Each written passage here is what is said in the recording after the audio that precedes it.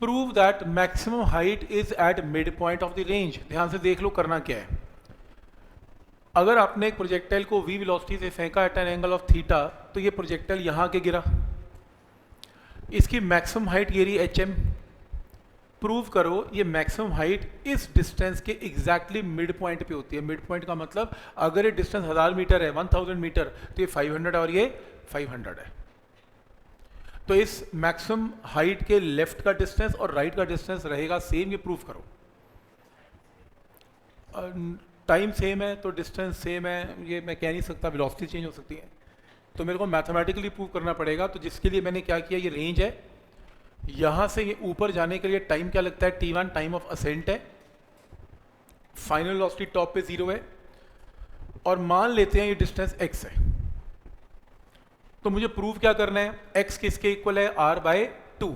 To prove x is equal to r/2, तो मानना पड़ेगा कि ये मिड पॉइंट में है। और टाइम ऑफ असेंट आपको पता है क्या होता है। तो अगर मैं ये पूछूं कि मुझे x निकालना है, तो मैं एक्सिस क्या लूंगा, x एक्सिस में वेलोसिटी हमेशा क्या होती है, कांस्टेंट, कितनी, v cos theta. x distance cover करने के लिए समय, टाइम क्या लगेगा, t1 time of ascent.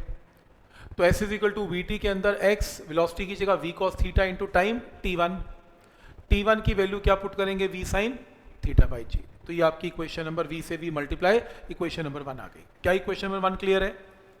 x की वैल्यू आपने कैसे निकाली, by applying s is equal to vt। तो velocity v cos theta into time t1 की value time of ascent put करके आंसर आ गया। फिर अगर मैं ये पूछूं कि रेंज क्या होती है, कैपिटल आर का फॉर्मूला अभी अभी आपने निकाला, v² sin 2 theta by g, ये प्रूव किया हमने। और sin 2 थीटा होता क्या है, 2 sin theta cos theta, maths का फॉर्मूला। ये x आ गया, ये r आ गया। तुम एक काम करो, इस इक्वेशन को इस इक्वेशन से डिवाइड कर दो। तो x को r से डिवाइड कर दो, इसको इससे डिवाइड कर दो। ये देखो x को r से डिवाइड किया, ये x है और ये r है, v² से v², sin cos से sin cos, g से g कैंसिल, क्या बचेगा, सिर्फ हाफ। तो r को राइट साइड पे ले जाओ, answer x is equal to r/2 prove हो गया। अब कर लो। तो इसे एक बार देखो, स्टार्ट करो। तो कैसे प्रूव करना है ये नोट करो एक बार।